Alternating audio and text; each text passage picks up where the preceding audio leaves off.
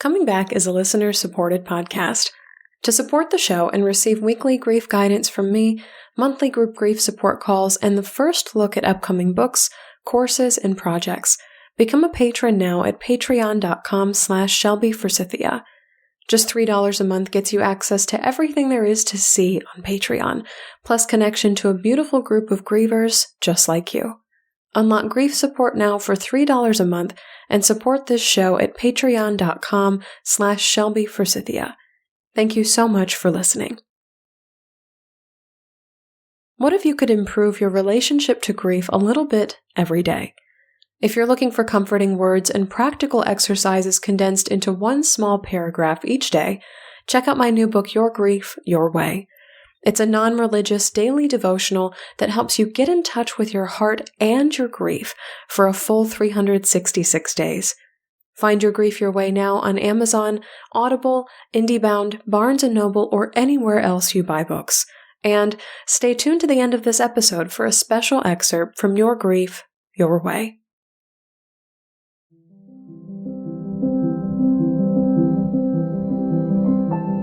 Hi there, and welcome to Coming Back, a podcast about coming back to life after death, divorce, diagnosis, and more. Today, I'm talking to Diane Zinna, author of the new novel The All-Night Sun, which explores grief through the eyes of Lauren, an adult orphan navigating loss and so much more on a summer trip to Sweden. Today, we're talking about how we decide when to share our grief stories and how common it is for our grief stories to be disjointed, unpredictable, and frustratingly non-linear. I'm Shelby Forsythia, an intuitive grief guide and author who speaks, writes, and teaches powerful truths on grief and loss. My mom's death in 2013 set me on the path to becoming a lifelong student of grief, and I use what I learned to create a world where grief is welcomed, normalized, and even embraced.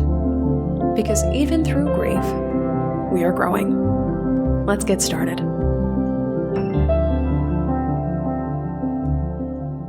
Hi there, grief growers, and, well, we are sitting now in the midst of uncertainty. More uncertainty than we've already been dealt and have been trying to navigate this year. And the thing I'm referring to, if you live outside of the United States, is our current presidential election, the results of it, the meaning of it, the aftermath of it, the consequences of it, the implications of it. Something that's been very true for me in the last 24 to 48 hours and longer since Trump entered office is waiting to find out whether or not his time as our president here in the United States will end. Something that came up in a workshop last night that I did called Navigating Anticipatory Grief, which talked about how we wait for losses that will happen in the future, the ways we grieve before a loss actually happens, the grief before the grief. The person I was working with brought up the word surrender. And this is something that's very touchy and tender in grief. So often, so many of these good vibes only people and enlightened souls and people who claim to be quote-unquote spiritual toss around the word surrender as if it's a very easy thing to do. And in the aftermath of loss, and even in waiting for a loss or waiting for something that will change your life, and you know it's coming, it's not easy to just put it down. And I think that's something that surrender asks us to do is what would happen if we dropped this? What would happen if we set down the weight? And we got into this beautiful conversation in Navigating Anticipatory Grief about what surrender really means. And I won't get into too much of it here. I did a video over on my Instagram page at Shelby Forsythia that you can watch. That really goes deeper into it, more of a visualization for this, but suffice it to say, grief growers, that we live in a world, a society, that tells us to surrender is to give up, to let go, to no longer care or be invested in what happens. To surrender is to release not only your power over a situation, but your investment in it, your hope for a different outcome. And to me, that's simply false. That's not what surrender is. And I've had to work very hard and work with so many of my clients very hard to reframe surrender not as I no longer give a crap, because that's definitely not true of us in our grief. Surrender is this place where our humanity meets all the things that are beyond our human capacity, things that take more time, more energy, more strength, more will, more power, more ability, more information than we are privy to or allowed or contain within us at the time. And so to surrender is not to say, I'm giving up, I'm no longer trying because I no longer care. To surrender is to say, I've done absolutely everything I can do up until this point, and to continue to worry, to continue to hold anxiety, to continue to bite my nails and hold my breath and all these other things that we do, anticipating the future, this is the point where it tilts into self-torture. This is the point where I have gone beyond what I'm humanly capable of doing and tried to overstep my bounds into the realm of the unknown. There's a point, sometimes it's 20%, sometimes it's 50%, sometimes it's 90%, where we can get there. But the other 80, 50, 10% is up to something that's beyond us. It's out of our control. It's no longer within our ability. So the example I'll use this week is voting. If you live in the United States and you voted, thank you. That's a small way that you can help change the results of this election, along with so many other actions and activities.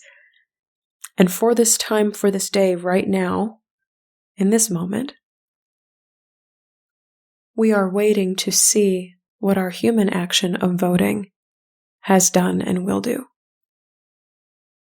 And there is surrender in that waiting. So, taking a big deep breath here, if surrender is hard for you right now in this season or ever, if surrender is a word that just grates on your nerves and it feels like weakness or impossibility to you, I see you in that.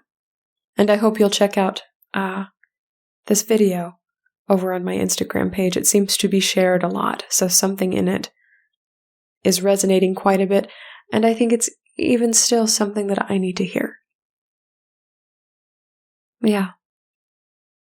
So wherever you are, whether you're in the United States or beyond, thank you for listening, always. Thank you for caring about what happens in our future. Thank you for voting. And thank you for being here.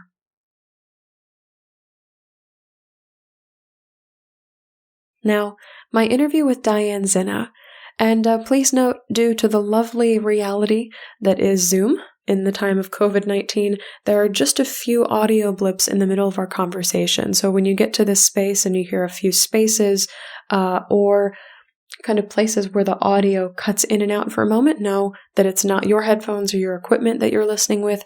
It is complications due to Zoom. Well, grief growers, it's not very often that we get a novelist here on Coming Back. So many of the books we cover here on the show are nonfiction, they're memoirs, they're how-tos, they're self-help. So I'm really delighted today to introduce you to Diane Zinna, who's written a book called The All-Night Sun that reflects on her own grief, but also some things that are universal, I think, in so many of our griefs. So Diane, welcome to the show. And if you could start us off with your lost story. Of course, and thank you so much, Shelby. I actually lost my parents really early.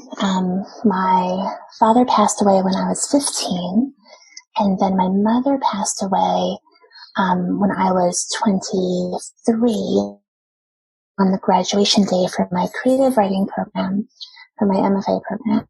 And when that happened, she had been my only family. We had grown up on Long Island in New York. And when I moved to Florida for my degree, she came with me. You know, we were all each other had.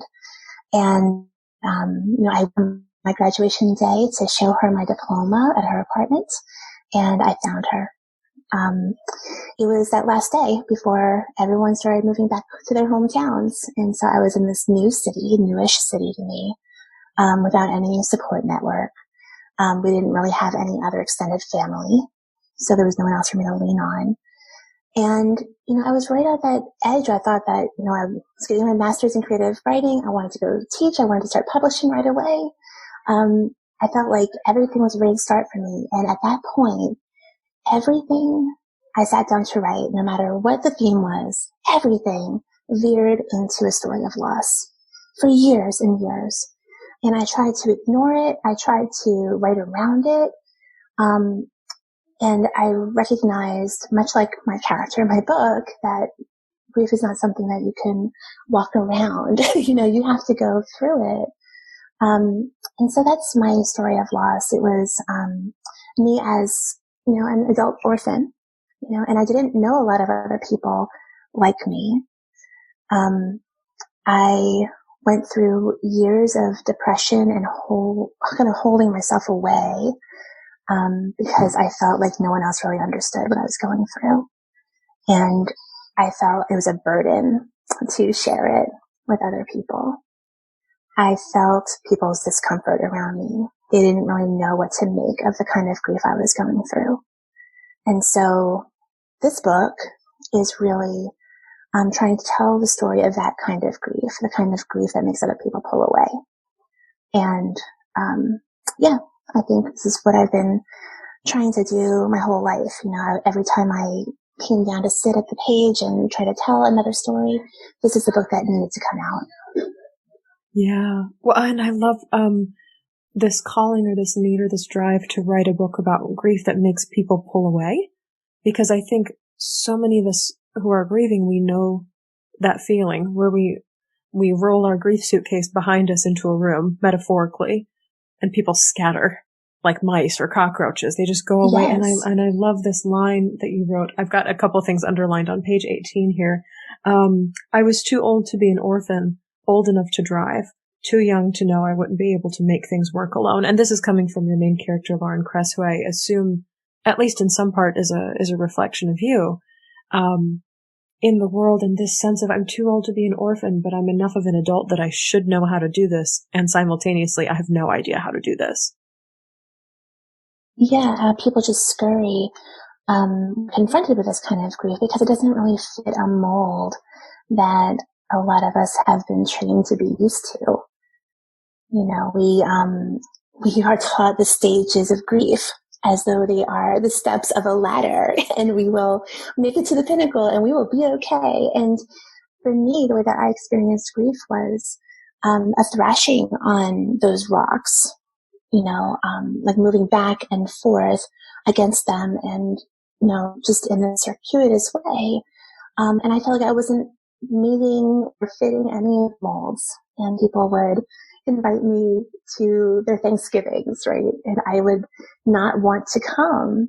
And then they would be perplexed. We're giving you a holiday where you can be among other people. Why won't you accept it? And I didn't quite understand it myself. It was such a going back and forth between different kinds of feelings that it took me a long time to figure out that this was my grief story and how it was working out for me. And for most people, it doesn't follow a set pattern. Yes. Well, and I think what's true for us one day is not necessarily true the next. So, or what's true for us one year is not true the next. So some years it's like, yeah, I want to show up for Thanksgiving, but other years it's like, no, I absolutely don't. And I've done this icky thing. Well, I'm putting the label of icky on it. Grief growers, you can decide. Diane, you can decide if this is true for you. But at the beginning of chapter 4, you tell this story, of Lauren, the main character in the All Night Sun, sitting in the chair of a Vietnamese hairdresser who's asking about her parents and what she got them for Christmas. And, and she lies and pretends like they're alive and does this whole thing of, I got my father a shirt, my mother loved Chanel perfume, and had this whole dialogue about parents who were very much dead, but pretended that they were alive. And I've done this too in my own grief because I'm simply just like, that is a door that I am not ready to open either right now or with you, kind of whatever the circumstances may be. Right. That's right. I think it goes on to say that people open the door to the fun house without realizing that they've walked into this place of mirrors and just scary things. And it's exhausting sometimes to think that I need to repeat my story again, and it may not be received. And should it be received by this person in this moment, in this public place? Yeah, for sure. There are many instances where it was just easier just to pretend. Yeah, I love this line. I'm going to read it for grief growers who are curious. It says, sometimes people just open the wrong door without realizing they're in a scary fun house at all. And I think so many grieving people know this, the loaded questions, and people who are asking them don't even know they're loaded. It's like, wow, you have just opened a Pandora's box and you have no idea. And then it becomes the weight of the griever, the person who has lost, to decide whether or not to open the box. And that's a lot of pressure redirected back on us. So I wonder, in your own loss story with the loss of your parents, how you make that decision. Like, how do you know when the box should be opened, or how do you know when you should leave it shut? I think that, unlike Lauren, I was always trying. In my own lost story, I was always trying. I understood why people would stop trying, in the way that Lauren does in the book. But I was very much the kind of person that if I saw an opening, I would give it a shot. I really wanted to connect with people. And I know I was often let down, by no fault of the other people, really. I mean, as I said, sometimes they didn't know what to do with me. Sometimes I thought they were giving me what I needed, and it was a lot of just kind of meeting that feeling again and again, like I am alone in this. And it was such a remarkable feeling, Shelby, when you did your interview with Cheryl Strayed over Mother's Day. That was when I was first introduced to you and got to know the kind of work that you're doing. But that was really, so many years on, that was really one of the first times I felt like I was actually in a virtual community of people who might get it. It was an amazing feeling, one I will never forget. Yeah. And it seems so, I love your heart and your spirit. And you're like, I'm going to open the box anyway, because I do feel so alone. And everybody around me has good intentions. Like, not every griever has the ability to see that. And I don't necessarily think that grieving people are walking around accusing others of being insensitive, but that's often the read of the room that happens. I know for me especially, I was like, no one can say anything right in response to this. And I think in response, so many of us just become closed off to people. That's very much the sense I got from your main character. And you talked about, in the email you sent me to introduce yourself to the show, you were talking about unlikable female narrators. And I had never heard this concept for a novel before, of like, what happens when you don't really like the person telling the story. And I did not like Lauren at all. I identified with many of the things that she did. So pulling away with people, occasionally lying about whether my parents were dead, doing something reckless with somebody maybe she shouldn't have, for a season of her life in order to cope with grief. And so I resonated with these things, and I'm like, wow, I'm a lot like an unlikable female narrator. And also we were very different in a lot of ways. So I wonder, why you choose that angle to present the book to the world. But also maybe why you designed Lauren the way that she is in the first place as an unlikable female narrator. Yeah, and I don't think anyone sets out to create an unlikable female narrator. I like Lauren very much. I love her, and I recognize sort of the reasons why she does the things that she does, and maybe because there were so many elements of her like me, I got her, but there were a lot of editors who wouldn't take her on because they wanted, when they talk about unlikable, they want somebody stronger. They want someone more sassy. They want someone who's meeting the world head on, and for Lauren, I think that unlikability is sometimes the inability for people to really know her. And so I wanted to present her in just like the truest form that I could imagine of someone who was actually going through that. And I knew that not everyone is going to identify or like her, but maybe they would understand her, and maybe that's enough. I will say that many people have written to me and said, I also love Lauren, and it warms my heart because, all the way to the end of the book, I was dreaming of a future for her where she was going to be okay. I had actually written like a whole couple more chapters for her where she was out in the world and she was developing hobbies and she was, finding new friends. She had, made these connections that felt like family, and she was going to scrapbooking parties, and I just wanted to give her a full life, because I loved her, and the reason I ended the book the way I did, I wanted it to feel like someone who has been underwater for a really long time, their voice not being heard, feeling very lost, just coming up for one breath of air, that first breath.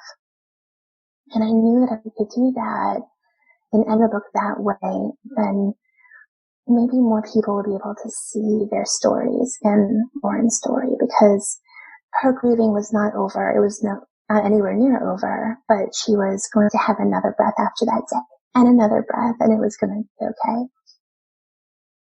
Yeah. And for me, that lack of happily ever after resolution that we see so many times in movies and TV shows, that felt a lot more real to me. I mean, I understand that this is a novel and Lauren is a fictional person, but also she was a lot more like people in grievers I know than other fictional grief material that I've read, watched, listened to, experienced, because there is, I don't know, it's not grammatically correct, but there's so much humanity woven into her. And something that was frustrating as a reader, but something that I remember very much from my own grief experience is this. I know grief growers can't see my hands right now, but I'm like expanding and contracting them in a ball around my face. But this expansion and contraction of a timeline, or like when things happened and what information was composed of and what things meant and what people's intentions were, like all of that got real fuzzy and real blurry and real, unreliable at points in time in the book. And I was like, why can't this girl just get her facts straight? And I stopped and I was like, oh my God, when I was grieving or really deep in the throes of it, I was not predictable or consistent in my storytelling either. Even if you go back, I'm sure, to the first couple of episodes, I'm coming back and compare the way I told my grief story with the way I tell it now. The facts, the story of the experience has changed. And so there's almost a sloppy permission for that to evolve for her throughout the book. And as a reader, I'm like, oh my gosh, it's so, it felt a little gaslighty, because I'm like, I'm relying on you to tell the story, but even you can't keep your story straight. And so it contributed to this unlikability, but it also contributed to her humanity, and it also contributed to the grief of the story. Like, the layers of this thing are very deep. And I really resonated with that, because it was a piece of myself and my grief that I still grapple with and I'm trying to love. And in attempting to do that and in seeing myself through Lauren's eyes and in Lauren's character in the book, I'm like, wow, there's a lot more of that work to be done. Yes. Yeah. And, how she tells her story to different people, it might depend on who she's talking to.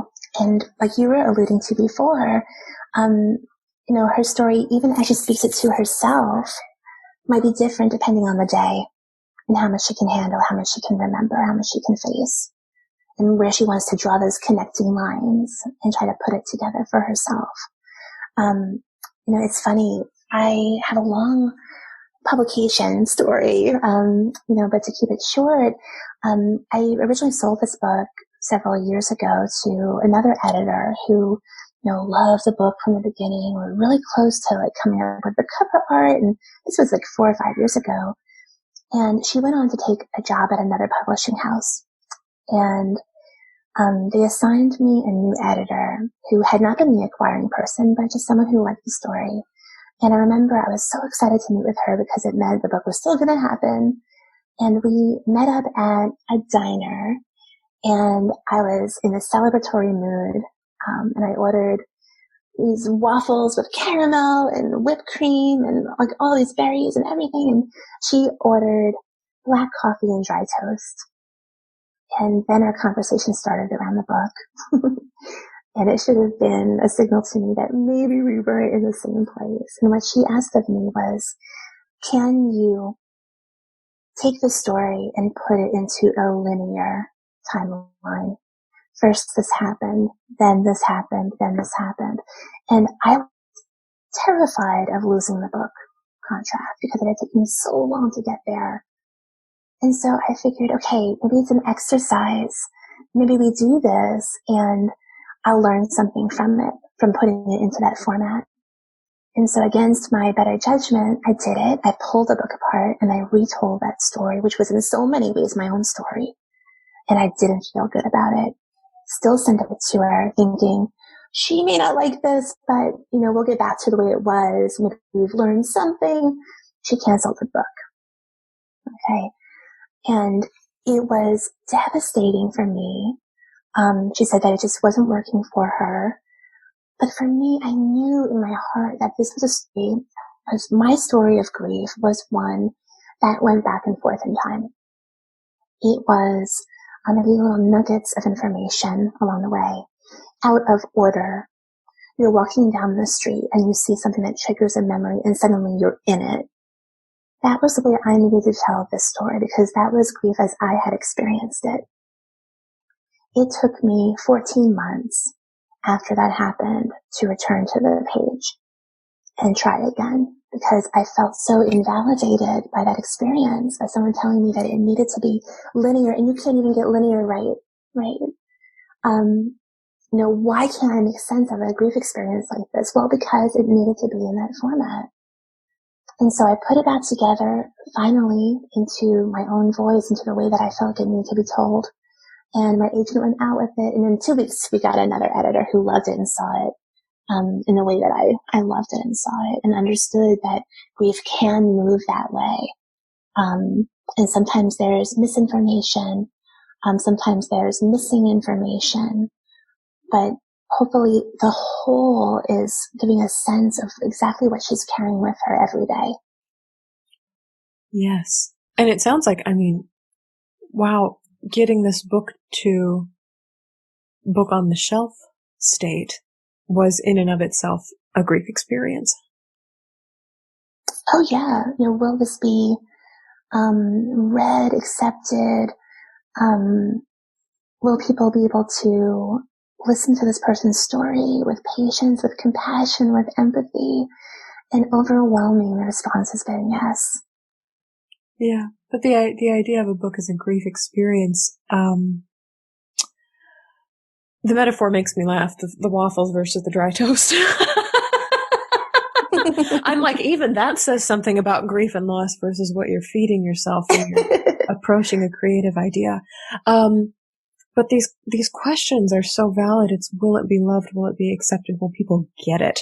And these are all questions that we ask about ourselves as grievers when we enter into the world, not to mention when we make something that contains our grief and then push it out into the world. Because at some point, and I spoke about this on a previous podcast on another show, is that especially as grieving people, when we make creative work in the world, at some point it no longer belongs only to us.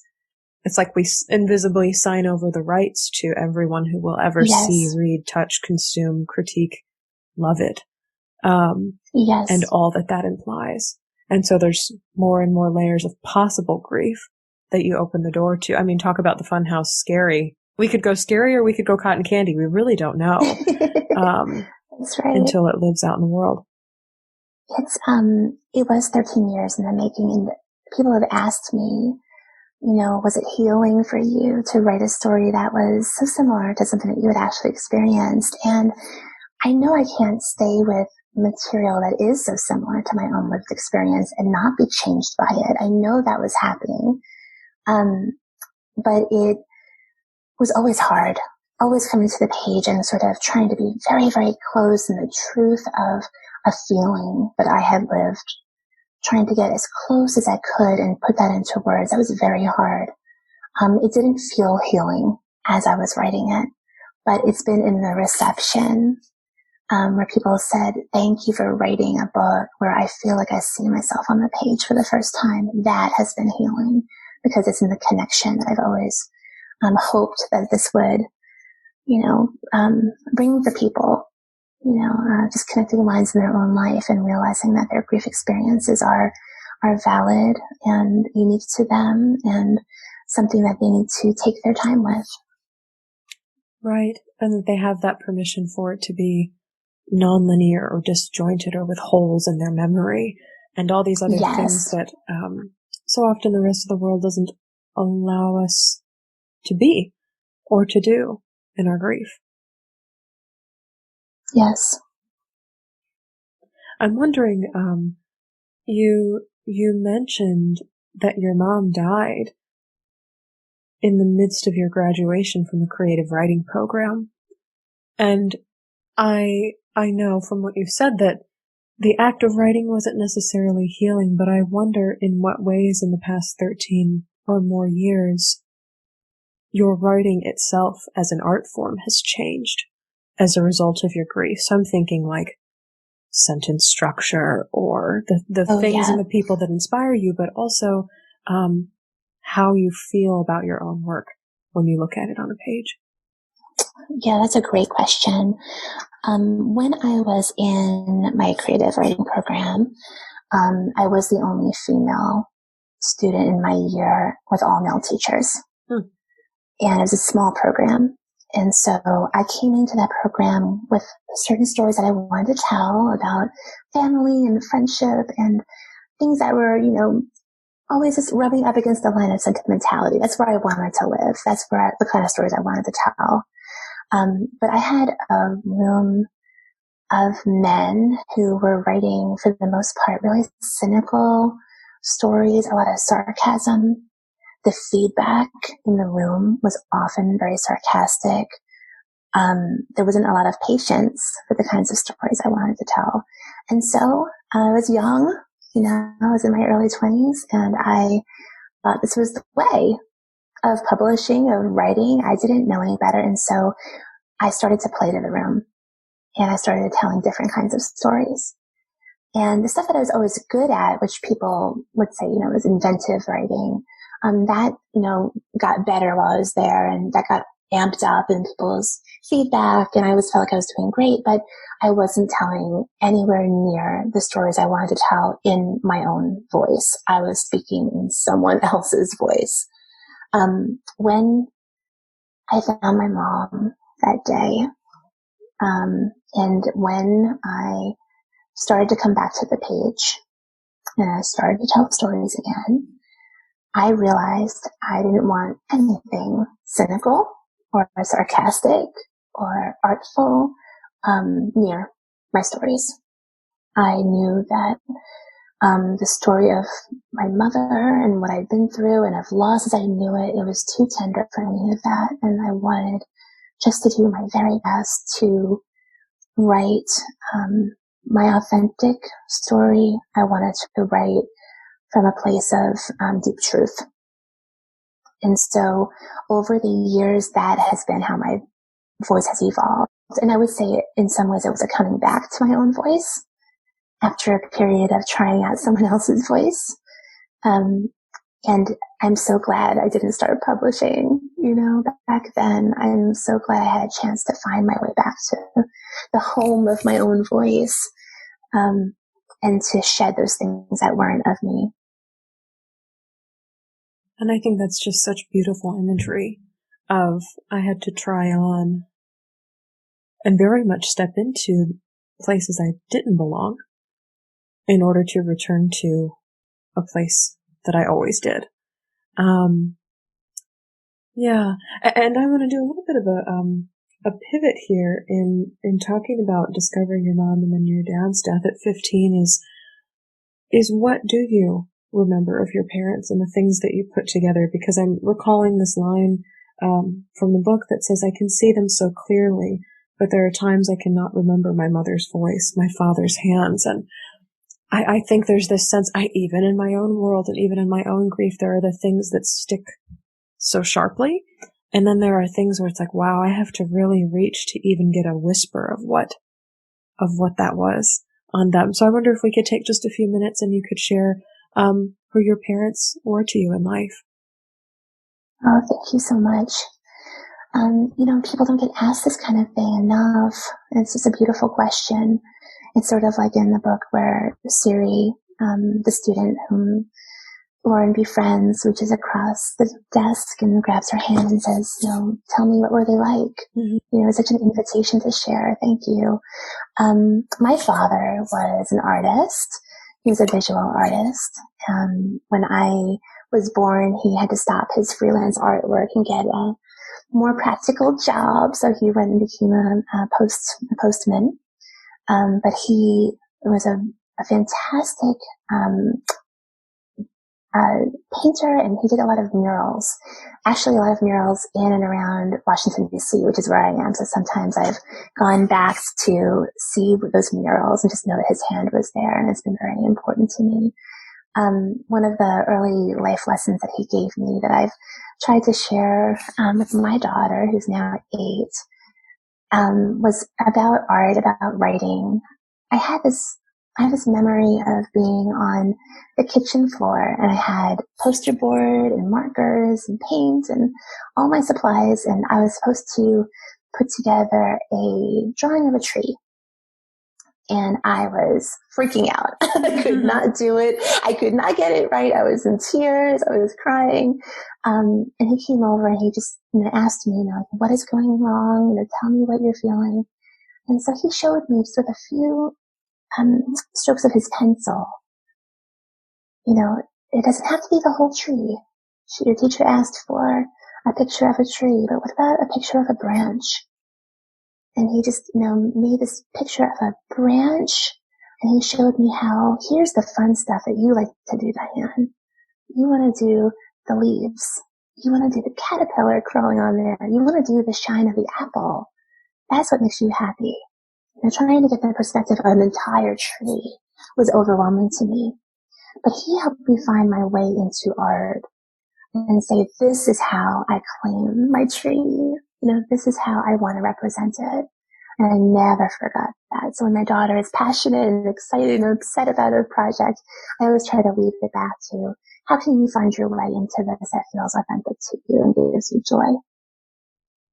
That's really cool. It's like, how can you take a slice of a larger picture, and it's just as good, if not better, than trying to create the whole thing from scratch. Yes.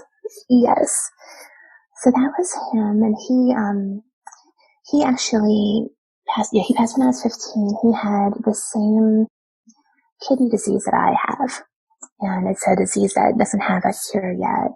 And so sometimes I think about how, where was he? What was his health like at this age? Where am I? How can I compare our journeys on this? Oh, sure. So I think about that a lot. And his passing was very slow. It happened over many years. I remember the last day I saw him, I went into the hospital room with my mom, and he'd been unresponsive for a while. And I remember it was late in the day, so there was a slant of golden light coming into the room, just filling it up, really. And I was standing in the doorway, and my mother went over to his bedside. And she leaned down and she said to him, I love you, Freddie. And she hadn't really spoken to him as, I hate to say it, but as a person in a really long time. His long illness had been really hard on her, and she had been very depressed and pulling away from him and just doing the bare minimum in a lot of ways. At that moment, in that golden light, she said, I love you, Freddie. And he opened his eyes and he gripped her and he said, you too? And I always remember that. And she cried. I said, of course I do. Of course I do. And then that night he passed away. He got the phone call in the middle of the night. And I remember crawling into my mom's bed and us sleeping side by side and just weeping through the night. Wow.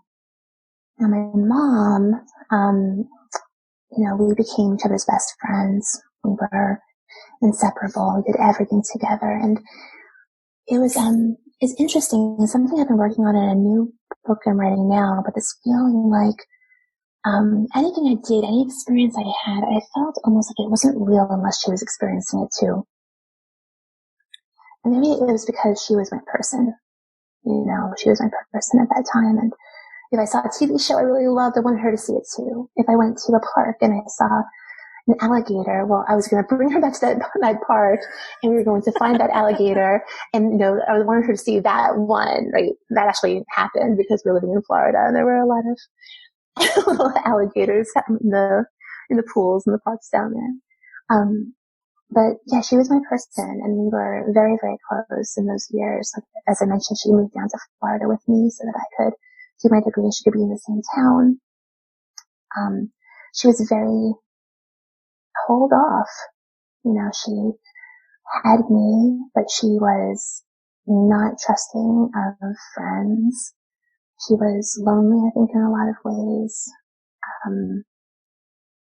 And so I feel like, my father's death was just so hard on her that she had a really hard time coming back from that, and she didn't have a support network around her, to help see her through. And so that was sort of like my model, right? Like when she passed away, there was that feeling that I learned that people aren't going to get it.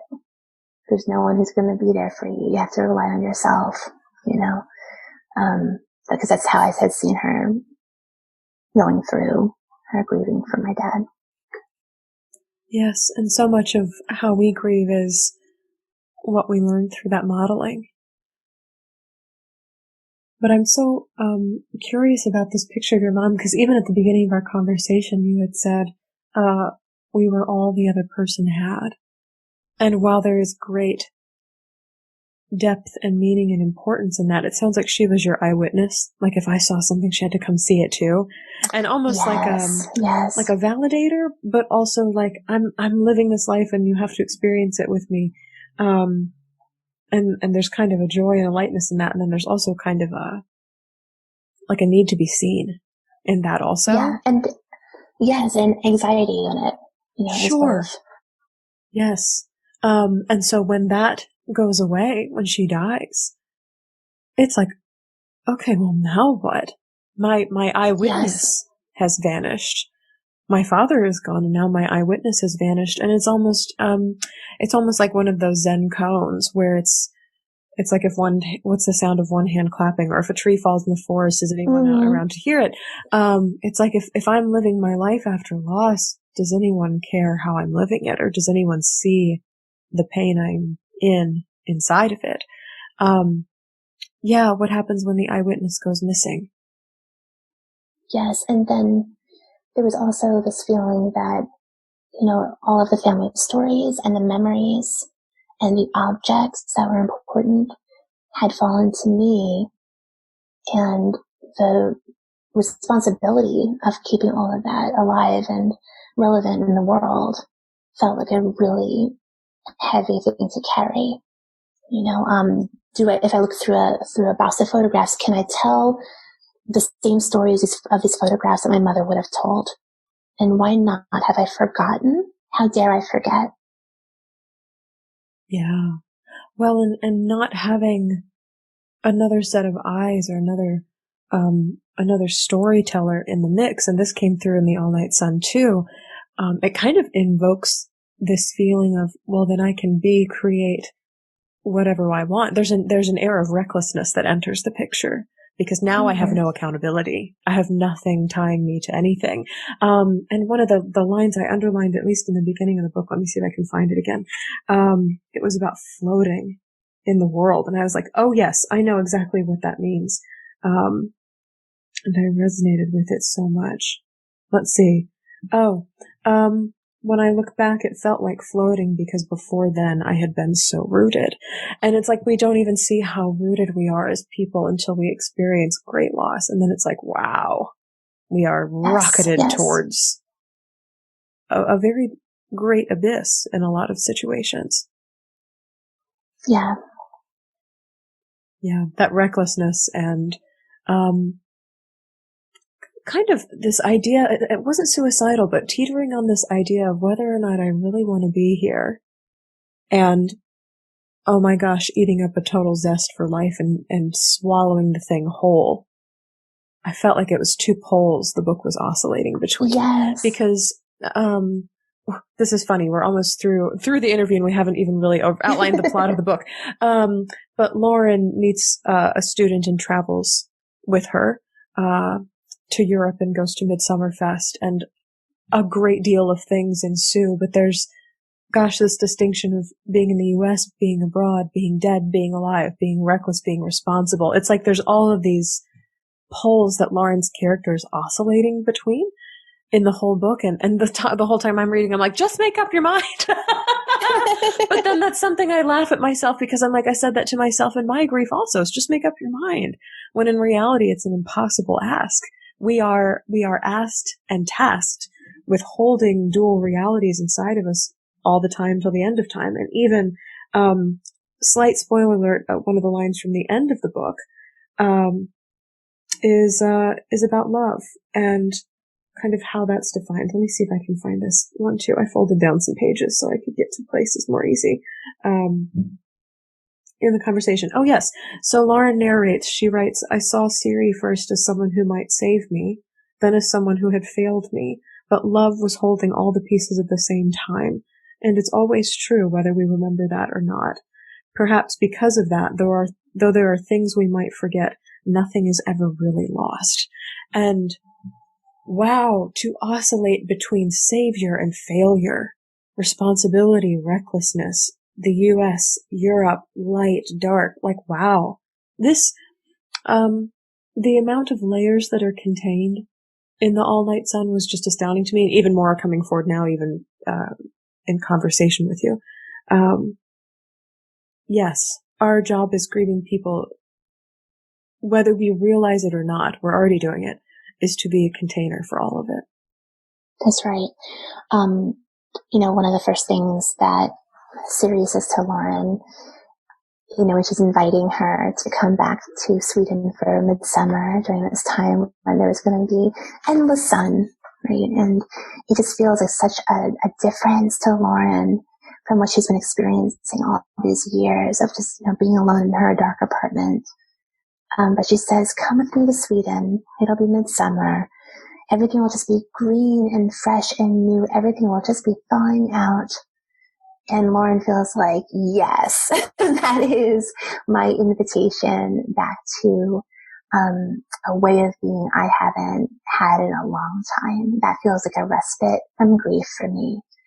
And when she goes there, she's bringing with her all of that pain. It comes with her. But now all of that darkness is sort of splashed against this really bright canvas of unending day and people, hopping around midsummer poles and singing jovial songs. And she's there still with all of this pain inside of her. I knew that when I traveled to Sweden during midsummer, that contrast, where I was in a period of deep grief, the contrast of like the beauty there, the endless day, all that sunlight that just made everything sparkle, and what was inside of me, that was a story. That was a story, because that was a very dramatic way of showing it, but that is what a lot of us do every day. We go to our kids, school play, and we're bringing with us our grief. We go to a Thanksgiving and we're bringing with us our grief. the Midsommar festival was just a beautiful canvas upon which to splash all this grief talk and this story of moving our way through it. Yes, and it's this reinforced environmental reminder of even light, actual sunlight does not have the power to drown out loss, and loss does not have the power to force the sun to stop shining. Right. We must carry both. We must be containers for both. And Diane, as we're getting to the end of our conversation, I know you shared something with us a few minutes ago about having the same kidney disease as your dad. Incurable. Yes. And living with that as a reality. And so I wonder, as you've also mentioned, you're working on another book, if something you feel in relation to your writing and your work is a sense of mortal urgency.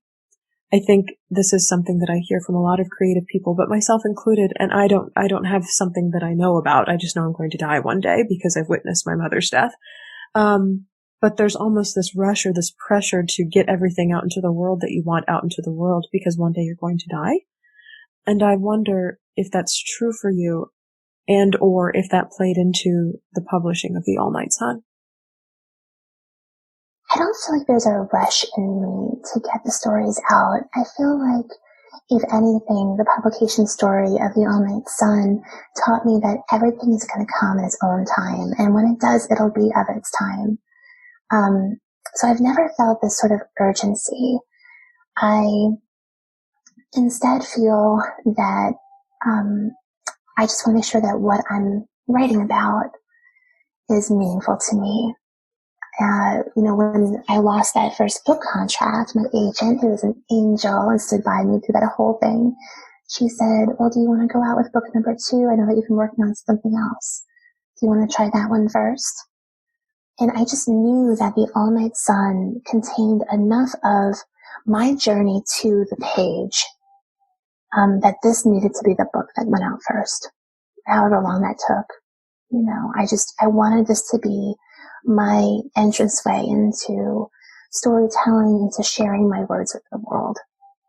And so now that it's out and it's been received so beautifully, I feel like I can relax and tell other stories. I think they'll always have grief at their core. It's something that I really believe is important to talk about. I'm teaching a class on writing grief coming up later this month.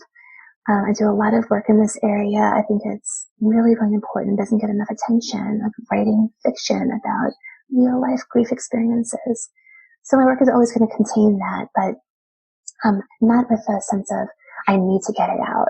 I just need to get that story out in the way that felt authentic to me. Yeah, I see an image of no hard grip or like a desperation. Like I don't hear that energy in your voice at all. It's like I just see the doorway and I know that this is the thing that's supposed to pass through right now. Oh, that's beautifully said. Thank you. Yeah, it's a different kind of energy than I hear from a lot of creative people who are either staring down a known death. I know how I will die.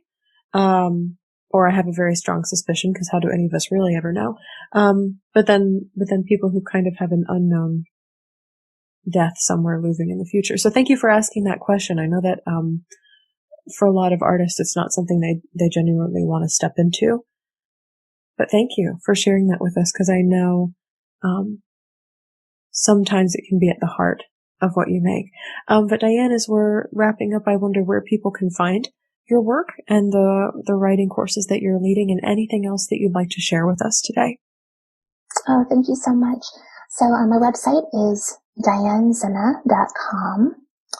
And on that website, you can find information about where to purchase The All Night Sun. It's everywhere, finally. But you can also find information about my creative writing classes and on my Sunday afternoon write-ins, which I do around grief.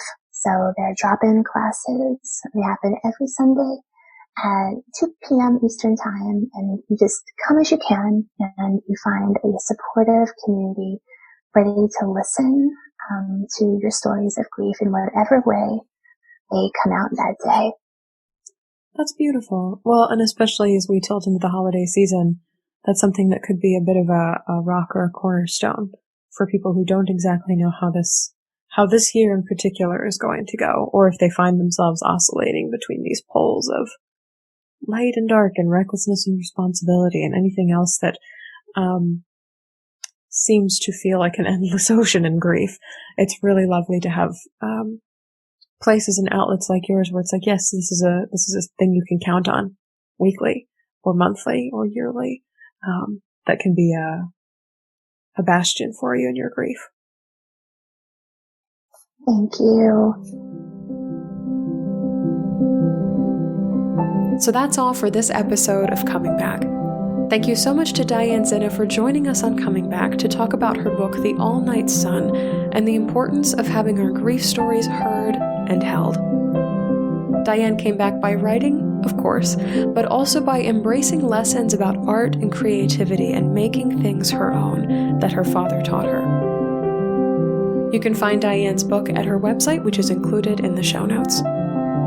You can find my new book, Your Grief Your Way, 366 Days of Comfort and Practical Exercises After the Death of a Loved One, now wherever you buy books, and be sure to stay tuned after the credits for an excerpt from the book.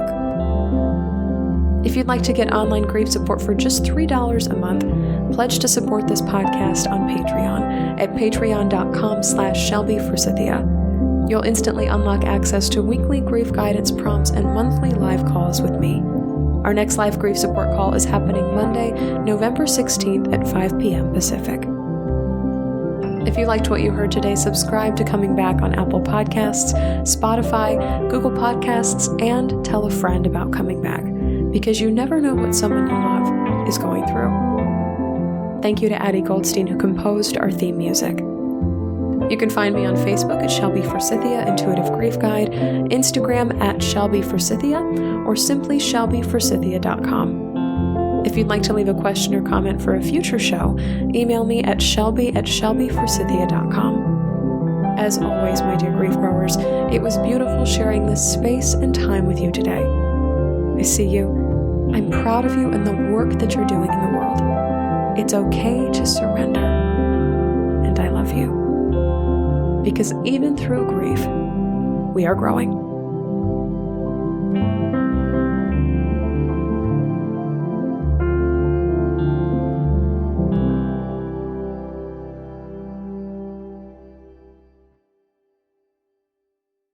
Thanks for tuning in to this week's episode of Coming Back. Now, check out the November 4th entry from my new daily grief book, Your Grief, Your Way. November 4th. Grief doesn't have a plot. It isn't smooth. There is no beginning, and middle, and end. Anne Hood.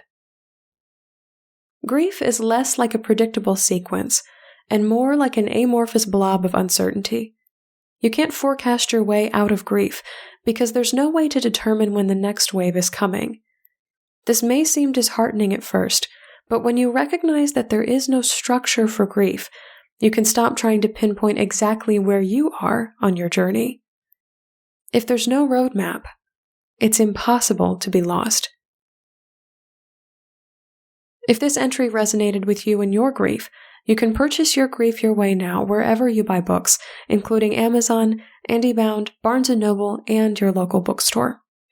And be sure to order your books in advance for the holiday season, especially if you're considering giving your grief your way as a gift. See you next week on Coming Back.